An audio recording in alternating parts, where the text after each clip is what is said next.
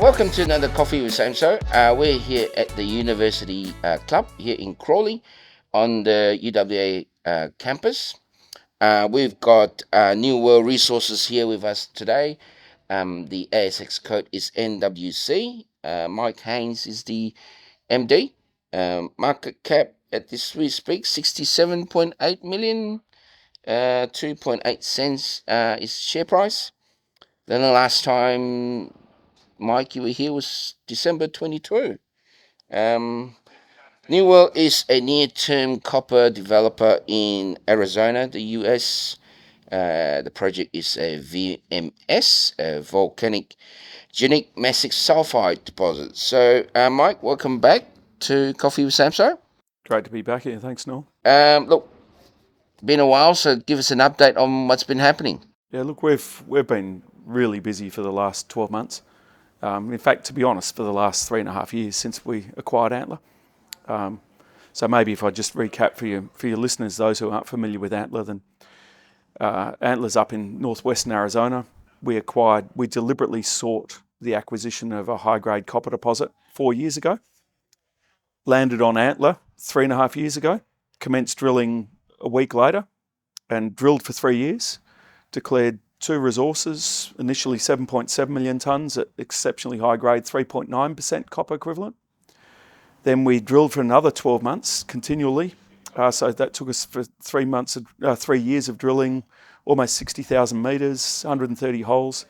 Declared another resource, 50% bigger, 11.5 million tonnes at 4.1% copper equivalent. And we declared that in November last year. And we've now done a mining study, about to apply for mine permits and about to resume exploration because there's so much more mineralisation to be discovered there. And you're a copper zinc or more copper play, and being a VMS, right? You had so with the payabilities, I talked about 4.1% copper equivalent. About 50% of our value is in copper. So when we recover the metals, we've got copper, zinc, lead, silver and gold. About 50% of the value comes from copper, about 40% from zinc and the rest from the lead, silver, gold, which is still very, very valuable. In our mining study, just the gold and the silver alone generate $250 million worth of revenue. So that is a huge revenue stream, but it's almost incidental to the value of our overall product, where we generate $4 billion worth of revenue from the combined metals. Obviously, the commodity market's gone a bit soft at the moment, but I mean, VMS is high grade, and from the geological point of view, you mentioned that there's exploration upsides and things like that. Can you run us through that? Yeah, no. When we acquired Antler, there had been some historic mining. Most recent mining was in 1970, and through the period 1916 through to 1970, only 70,000 tonnes. So very modest amount of mineralisation had been mined. So 70,000 tonnes had been mined at a very high grade, 5% copper equivalent. And the last phase of mining happened in 1970, and that was when copper price happened to be 35 cents a pound, and it just wasn't economic for them to continue mining. So we saw this opportunity where there was high-grade mineralisation at surface. That mineralisation extends over 750 metres of strike. Very small amount of mineralisation had been mined, 70,000 tonnes. And we saw there was potential to drill deeper and deeper underneath that 70,000 tonnes and with a view to finding more and more mineralisation. So we simply set about drilling underneath the historic workings. And as we drilled deeper and deeper, we started intersecting thicker and thicker mineralisation, and it was consistently high grade. Invariably, we hit 97% of our holes of intersected mineralisation, and 97% of those holes have high grade mineralisation. So there isn't a low grade halo here. It's either high grade or nothing, and so really the economics are determined by how thick is that high grade mineralisation. And because it's such high grade, as long as we're hitting 0.5 metre of mineralisation, then we can mine that. Anything narrower, the dilution starts becoming too great. But we've had intercepts that are 40, 45, 50 metres thick. So as we've gone deeper and deeper, it's got thicker and thicker, and it's extremely mineable mineralisation at depth. And because of the thickness, it's going to be relatively low cost mining because we're getting thick stopes rather than thin stopes. In terms of Antler as well, I mean, before we talk more about the exploration upside, the scoping study that I see in the presentation, does that kind of like underpins for us out there that the value is there and it's not a myth, if you know what I mean? Yeah. No, look, Antler is extremely real. So our resource, 11.4 million tonnes, 79% of that is classified indicated. So there's a high confidence level in those resources. So we go from inferred. There are at present 20% of our resource base is inferred, which is lower confidence level, but 79% is indicated, so high confidence level. But probably more significantly is we've declared that resource at a 1% copper equivalent cutoff. So for your audience, that each tonne of ore on our metrics would be worth at a cutoff. So to fall into the resource category, it's got to be worth $85 a tonne or more, which is $110, $120 a tonne, which we think that covers our mining, give or take, covers our mining, processing, and operational costs. So that's our cutoff. But if we go to an extremely high cutoff of 2% copper equivalent, we've still got 95% of the metal. So we go to 9.8 million tonnes at 4.5% copper equivalent. So it basically says using $160 a tonne cutoff, then just about all the metal is still there. Which means that when it comes to mining, the project is not sensitive to the capital costs. It's not sensitive to operating costs. Look, we're highly leveraged to commodity prices, but even if commodity prices are 20% lower than they are today, then we still make extremely good money. If they're 30% lower than they are today, we still make extremely good money. But if, as a lot of people are forecasting, copper price increases over the next 5-10 years, which this is deliberately why we position ourselves in copper. If copper price goes up 20% or up 30%, we've got exceptionally good leverage because we've got a low capex near-term development proposition. I think in mining, every time you've got good grades and you always one step up from the rest. So most of the copper comes from the Porphyries out South Americas, and they play with big volumes and low grade, right? So it's really one of those things that a lot of people need to understand is that Well, with that, so there's a couple of reasons why we deliberately didn't pursue a porphyry. I'd love to go looking for a porphyry, but as a junior, to fund a porphyry, you're going to need at least $1 billion, in some cases $2-3 billion worth of capital. With that comes a long lead time to production. So even if someone commits to building a porphyry today, let's say it takes them 5 years to build it, then they may well miss this imminent, what we believe is an imminent upturn in the copper price cycle. So if they miss that, then their margins are going to be a lot lower than maybe forecast, and they just don't have the same leverage to the what we see as a near-term copper price uplift.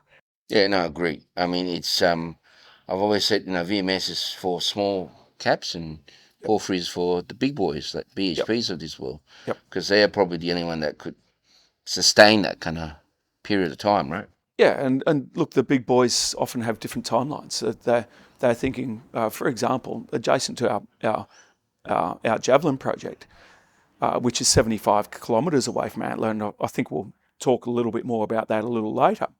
But adjacent to that, so 7 kilometres away, is the Baghdad porphyry copper deposit, and the mineral resource there is 2.2 billion tonnes.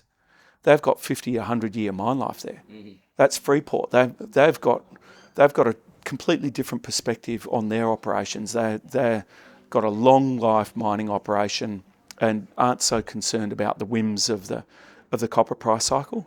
Whereas we see we've got a fantastic opportunity to build a mine for low capex, build it quickly, and capitalise on the imminent upturn in the copper price environment. We don't need the upturn, but if we can capitalise on it, then there's going to be added benefit for our shareholders.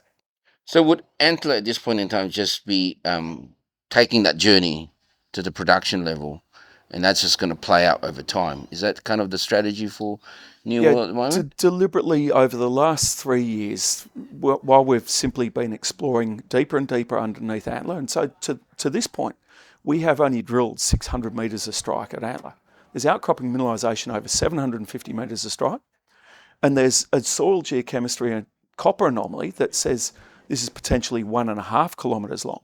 We've only drilled 600 metres of this, and that's because as we've gone deeper and deeper and deeper, we've got better and better mineralisation, and mineralisation remains open at depth. Deepest holes intersect at 21.5 metres at 5.5% copper equivalent, so it's still there. That's 850 metres below surface. Now, I think I've already said we're looking at a low capex development proposition. For low capex, we want a single decline. So following the declaration of the 11.5 million tonne resource late last year, we've done a mining study. And that mining study, we've tried to maximise output from a single decline. To do so, just with the 11.5 million tonne resource, we can mine that deposit for 13 years now. Now, is there more mineralisation there? Absolutely. Categorically, there's more mineralisation at depth. It is highly likely there's more mineralisation along strike, and there's almost certainly additional mineralisation to be discovered in close proximity. And we are about to embark upon testing the potential to find more mineralisation there. But we've got a project that we can build for low capex, that we can mine for 13 years. It generates over 200 million Aussie dollars a year free cash once we're up and running for 10, 13 years. Let's build that. If we find more, then fantastic. Potentially, we can have staged expansion of the operation, put in a second decline, which will cost another 30, 50 million US dollars to do so. Expand the processing facility, which itself might cost another 30, 50 million dollars to do so. But we will invest that additional capital out of free cash from existing operations, rather than trying to build out a giant resource and then see that our capex gets pushed up from 200, 250 million, push that up to 350, up to 400 million. All of a sudden, the question is, well, how are you going to build this mine? At present, the economics are so robust, we can build, or we can finance the project largely through debt finance with a small equity component. We can do it ourselves. That's manageable. And so we're pushing that low capex development proposition, high margin, into production. But while we're going through that permitting and definitive feasibility phase, we're about to embark upon another concerted phase of exploration. And this time it will be shallow exploration rather than deep exploration, because if we find more mineralisation underneath that 21.5 metres at 5.5, we won't be mining that until year 10, year 11, year 12. But if we find some shallow mineralisation, even if it's, say, 5 metres at 5% copper equivalent, but it's within 100 metres of surface, and then maybe we can mine that in year 2 or year 3 and feed that into the production schedule and have more robust economics by integrating that into the existing operation. So we're now searching for shallow mineralisation rather than deep mineralisation. For the time being, we've got enough deep mineralisation where we're at. Looking at where you guys are, I remember writing a blog, a couple of years ago now. I was really surprised at how fertile this region is. There's porphyries everywhere, and on this side you got your VMS. But one of the classics of a porphyry and VMS that you find associated ones nearby. And that's one of the things I like about VMS, is that not if you had a good one, then someone close by you got a good chance of finding more nearby. Is that what you guys are seeing, in all your early exploration? Yeah, we are. And I think you're correct in these belts of VMSs. they tend to occur in clusters. And your audience is probably familiar with Sandfire. And at Sandfire, there was the economic ones. Sandfire had DeGrussa, and then they subsequently mined Monty, which was even higher grade than Sandfire. Now, through that belt, there's other VMS deposits that aren't yet economic, but I think over time, additional exploration will unturn economic discoveries through that Sandfire belt. Now, in our case, we've got Antler. So Antler was last mined in 1970. Again, only modest production, but at the same time that Antler was being mined, then 7 kilometres away at a little VMS deposit called Copper World, then they were also mining ore there, and they were feeding that ore to the same processing plant that the ore from Antler was going to. Significantly, then we've got the extensions of the geology that run from Antler up to that Copper World deposit. Both are hosted by the same geology, and we've got the extensions of that sequence. We've now defined lookalike targets. So at Antler, there is very strong surface geochemistry. As I mentioned, there's a 1.5 kilometre long copper in soil anomaly directly over Antler. Between Antler and Copper World, then we've got 4 lookalike targets. There's Copper Knob, where there's outcropping mineralisation at surface. There's Rattlesnake Ridge, there's Insulator, and there's Westworld. 4 lookalike strong surface copper in soil geochemistry anomalies, all 4 of which have strong coincident geophysical anomalies, coincident IP anomalies. And that's the same characteristic that we've got at Antler. Now, the difference is that Antler had previously been mined. Those 4 targets we've got there along strike between Copper World and Antler, those 4 other targets we've got have never been drill tested. And they're shallow targets. The IP targets are coming to within 150 to 300 metres of surface. So deliberately, we are about to embark upon testing them because the surface expression, the surface geochemistry says mineralisation's at or near surface. The geophysics is saying sulfide mineralisation is closer to surface than 850 metres underneath Antler, where we currently know mineralisation goes. So we're about to have a lower cost, faster drilling program to test those shallow targets. That's just those 4 targets alone. In addition, Noel, we're about to test the strike extensions of Antler itself. That 1.5 kilometre long soil anomaly at Antler, we've only tested 600 metres of that. So there's another 900 metres of strike there that remains untested that we will progressively test that over the coming months. I mean, it's good to see. I mean, there's a lot of projects where you hear the story, but they tend to just hang around where they're finding good results. And whereas the exploration you're talking about, it's really, I mean, if you had one hitting somewhere down in Rattles Ridge that distance away or something, really changed the whole complexion of what you guys are doing, right? I mean, you've got that potential straight away. If you found a slightly smaller version of Antler, that would be bonanza grade, I guess, in some ways. We'd expect so. Both Antler and Copper World are both very high-grade deposits. So we're optimistic that if we make a discovery, it will likewise be part of the same system and likely be high-grade. But look, the nature of exploration is until you actually prove something there, then we don't know what the grade's going to be.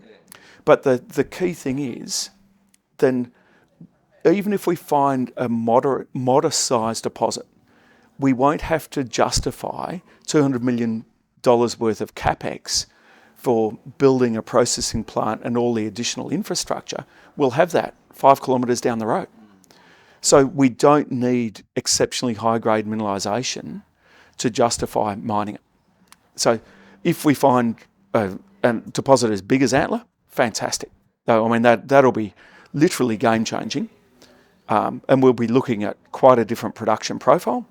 But even if we find something that's 2, 3, 5 million tonnes of mineable ore, then we can still increase our production profile maybe by 20% or maybe by 40% or maybe by 50%, which further enhances the economics of any operation at Antler. So there's a lot of reason why we are about to embark upon that shallow drilling. Javelin, can you talk us through about what Javelin's all about there? Yeah, Javelin's emerged over the last 18 months as we've got greater and greater confidence that we're going to be building a standalone processing plant at Antler. And Javelin has now become one of the most exciting exploration targets I've seen in the last 15 years. Initially, we set about looking at opportunities within potential trucking distance of Antler. So given that we're going to build a processing plant there, if there's high-grade mineralisation, say within 100 kilometres of Antler, providing it's high grade and providing there's enough of it, we believe we could justify trucking ore to the processing plant at Antler. So whether that supplementary ore comes from Rattlesnake Ridge or from Copper Knob or from Westworld or from Insulator, or whether it comes from slightly further afield and Javelin is 75 kilometres away, there's merit in developing satellite deposits. Now, we got involved down at Javelin about 18 months ago when we saw that there was a belt of same-age rocks, Proterozoic-age rocks, and in this case, 75 kilometres away, there's 6 past-producing VMS deposits. Unlike the Antler belt, where there's 2 past-producing ones, in this case, there's 6. Now, we saw the opportunity to secure a 10, 12 kilometres of strike of that geology that hosts those 6 past-producing deposits. So we secured that, systematically gone through first pass exploration. So we did surface soil geochemistry, which turned up extensive soil geochemistry anomalies. So over the northern portion of our land holding, then in August, September, we completed a first phase of IP surveying. And we are extremely excited by what we've turned up. By doing widespread IP surveying, and to reiterate to your audience, IP was very successful at Antler because IP basically delineates sulfides. So what we're looking for is some sort of depth and some sort of lateral constraint on where the surface geochemistry may be coming from. In this case, at Javelin, then we've done IP on 300 metre space lines, which is very broad spaced. It's very early stage IP. But we've turned up an anomaly that is 1.5 kilometres long by 1.2 kilometres wide. And it is, and I used to be a geophysicist, it is very, very strong IP anomalism. It is something that says there's a lot of sulfides in this system. Now, with that IP anomaly now defined, recently we've gone out and done some surface prospecting over that IP anomaly, and sure enough, there's extensive mineralisation at surface that this IP has led us directly into this little portion of our 10 kilometres of strike, and we will be drill testing this outcropping mineralisation and the underlying IP anomalies later this year. That's your next phase of drilling, would it be? I mean, we're in October now. Yeah, we've just last week, well, maybe a little bit longer ago, we signed a contract for a drilling contractor. So we've now engaged that driller. He's due on site at Antler, initially at Antler, towards the middle of October.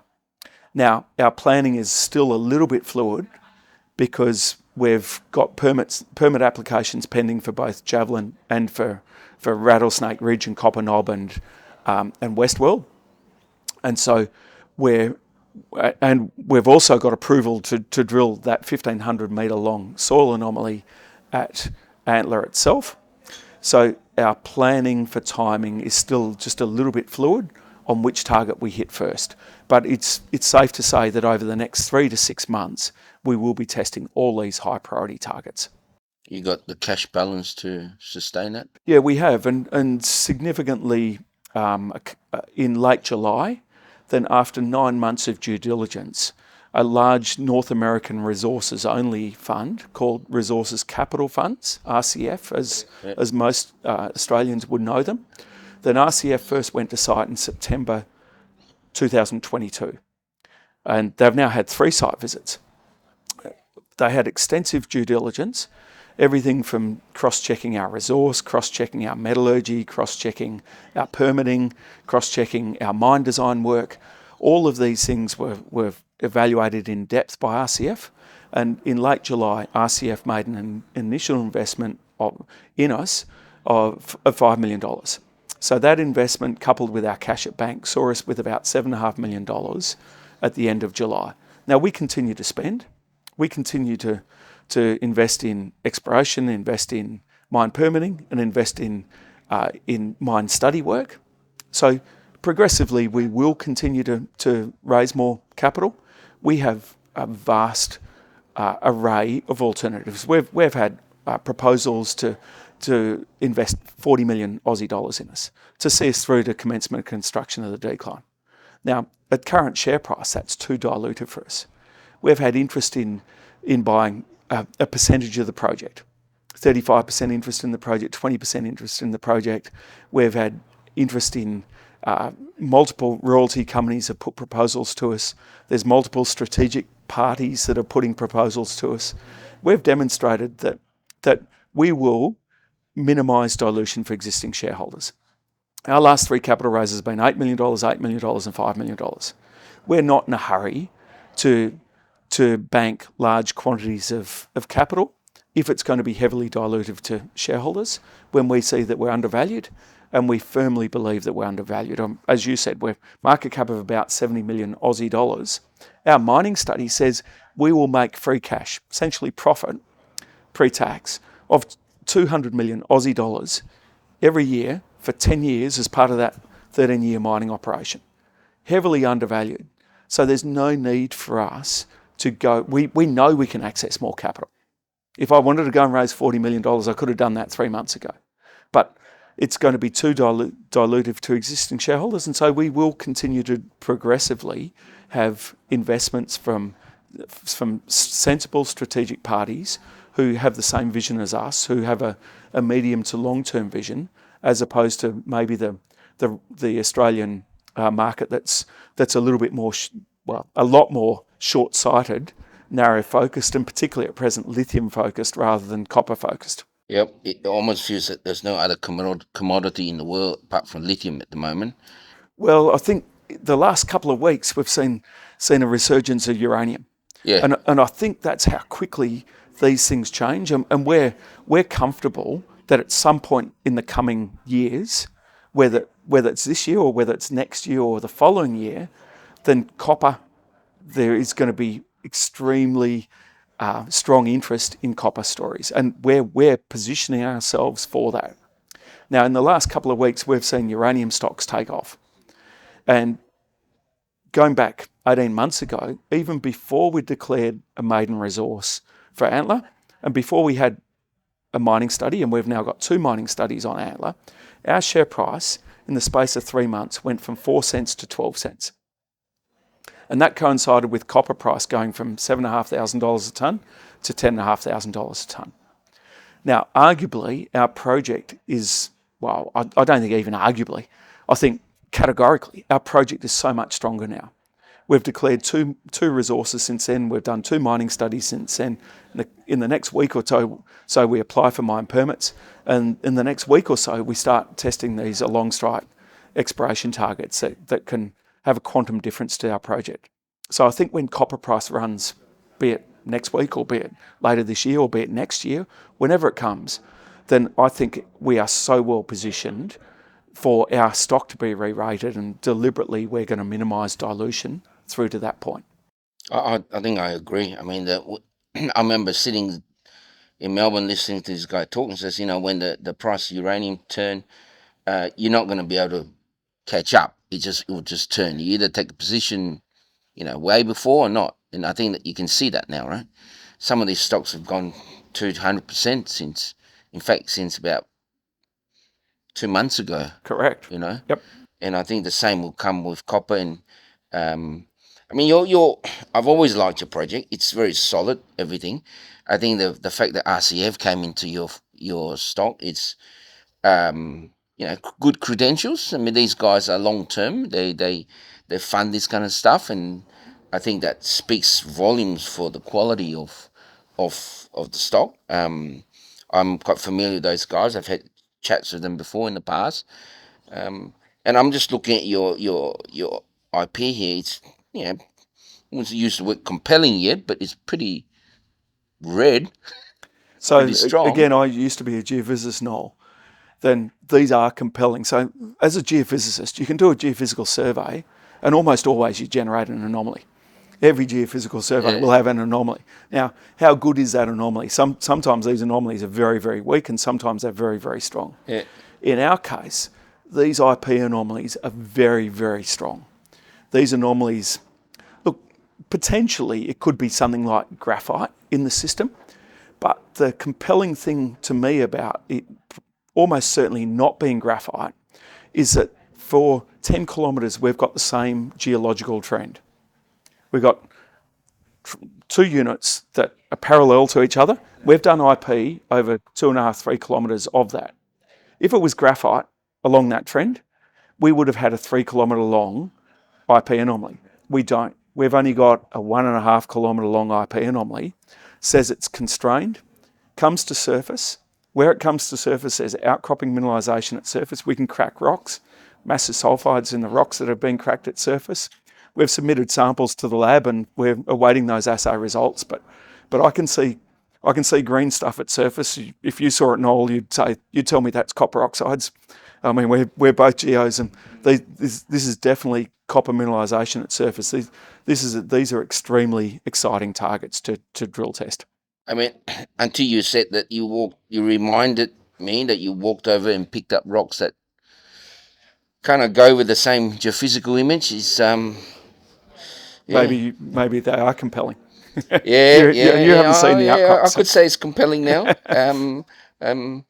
But look, in terms of where you guys are going, I mean, as I said it many times here, is I like the project, everything, but a lot of investors would look at it and says, why is it not gone up more since? What's your narrative to try and explain that? Look, the fundamental issue has been copper price, sentiment towards copper price. And so unfortunately, as a pre-production company, then, and look, I shouldn't say unfortunately, it is what it is, but as a pre-production company, our share price performance moves with pretty close correlation with the copper price.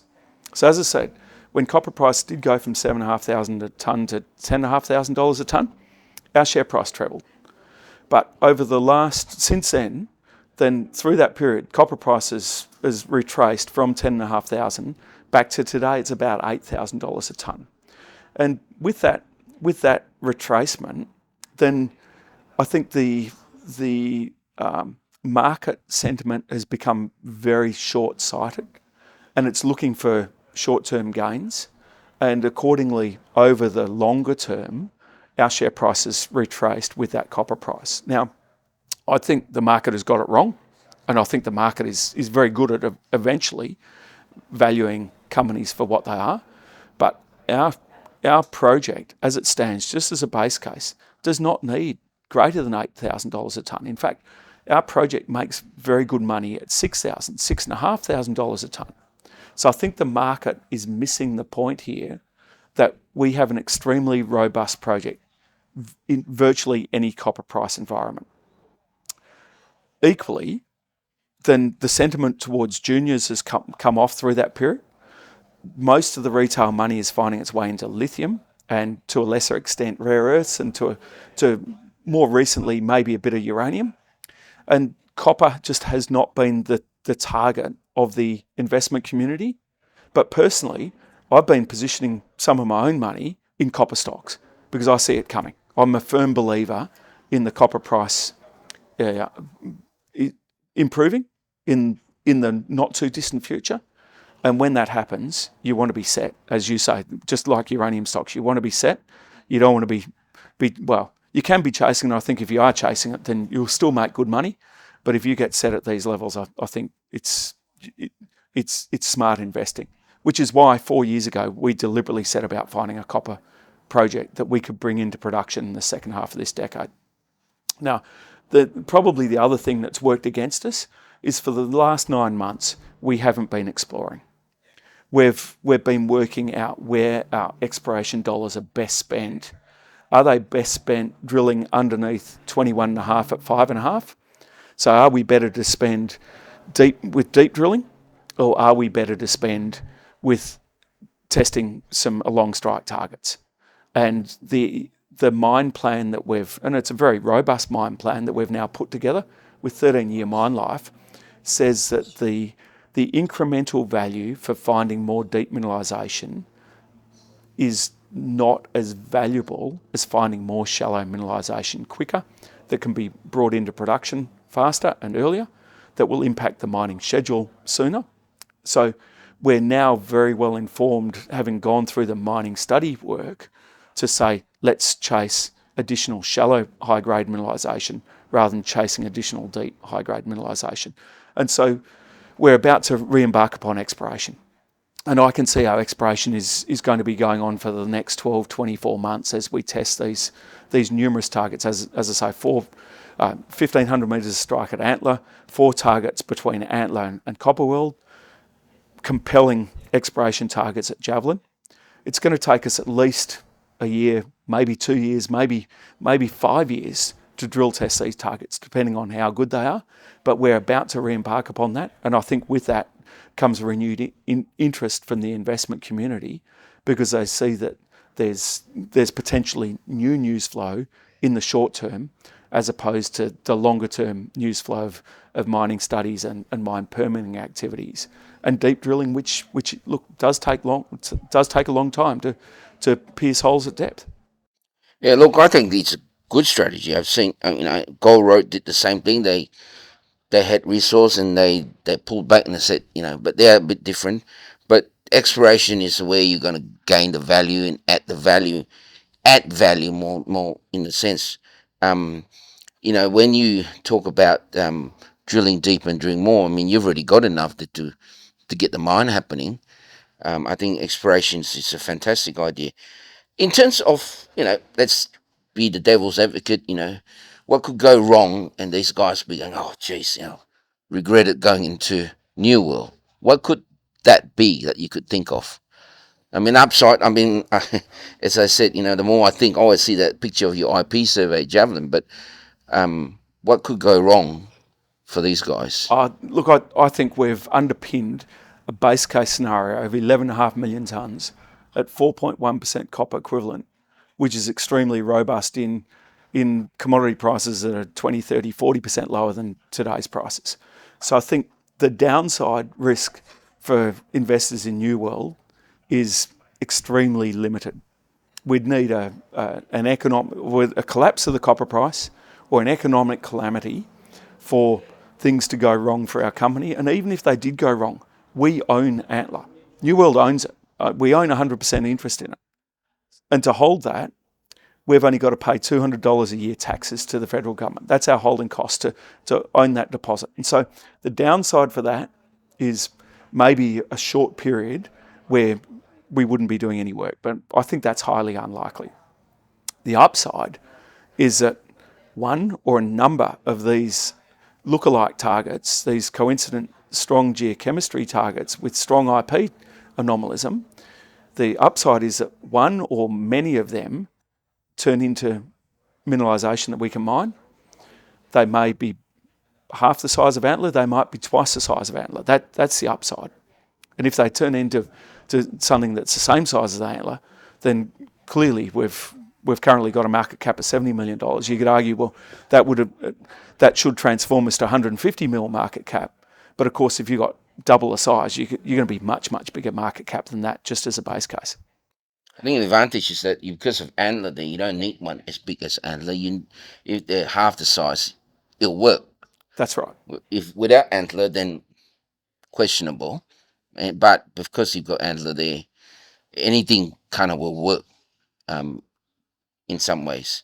And so accordingly, we have our eyes on multiple other opportunities within that 100 kilometres of Antler, because there's multiple high-grade opportunities that we acquired Javelin 18 months ago, but we've been working on other acquisitions for even longer than those 18 months, and I'm very confident some if not many of them, will come to fruition, and they will provide us additional opportunities to potentially feed high-grade mineralisation to Antler. So we are extremely confident we're building a processing plant at Antler. So any additional feed to that is we are best leveraged to that out of any player in that northwest Arizonan corner. I guess, news flow for investors is very important. What's going to be coming out? I mean, we're touching on a lot of stuff. So in a summary, what would be the news flow for these guys? In the next couple of weeks, we'll apply for our main mine permit, or our longest lead time mine permit. It's actually probably the simplest of all the permits to have, but it's going to be the longest lead time. We've had to define the entire mining operation. We'll submit that application in the next week or two, and then progressively over the coming months, we will progressively apply for shorter lead time permits. So over the next 18 months to 2 years, we expect to have all of our permits not only submitted, but also progressively approved over the next 2 years. So that process commences in the next week or so. A couple of weeks' time, we'll recommence exploration drilling. And as I say to you, I expect that will take at least 6-12 months, quite likely 2 years to 5 years to begin to drill test these other targets. So that commences again in a couple of weeks' time.